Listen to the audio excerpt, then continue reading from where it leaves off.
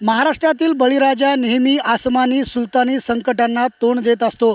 आता याच बळीराजावरती पुन्हा एकदा नवं संकट उभा राहिलेलं आहे। मागच्या 10 दिवसामध्ये वातावरणामध्ये अचानक बदल होऊन गुलाबी थंडीमध्ये धुक्याची चादर पसरत आहे आणि याच धुक्यामुळं शेतकऱ्यांच्या फळबागेवरती मोठ्या प्रमाणामध्ये रोगराई पसरलेली आहे। मी सध्या एकनाथ शिंदे या तरुण शेतकऱ्याच्या शेतामध्ये आहे आणि शेतीमध्ये नवा प्रयोग करू पाहणाऱ्या या शेतकऱ्याची 2.25 एकर टरबूजाची बाग अक्षरशः याच धुक्यामुळे करपून गेलेली आहे। माझ्यासोबत तरुण शेतकरी आहेत। या टरबूजाची ही अवस्था नेमकी का झालेली आहे? तर हे वातावरणात अचानक बदल झाला आणि त्याच्यानंतर हे असं करपून गेलं।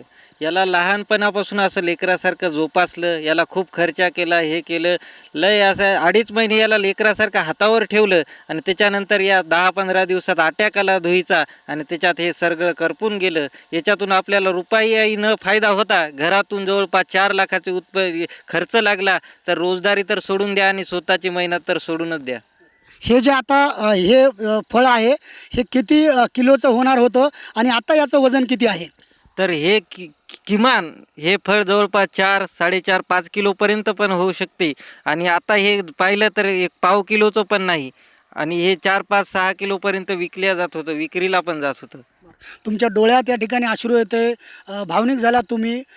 कोणी शेतामध्ये आलं होतं का? काही पाहणी केली का? नाही, कोणीच नाही आलं। रोडच शेत आहे आपलं औंढा हिंगोली रोडला, पण कोणी कोणत्या करशी साहेब नाही आले, कोणी नाही आलं, कोणी विचारलं पण नाही कशामुळं झालं, काय झालं। पण हे सगळं हे धुकं आलं आणि त्या 15 दिवसात हे चक्क राख रांगोळ झाली।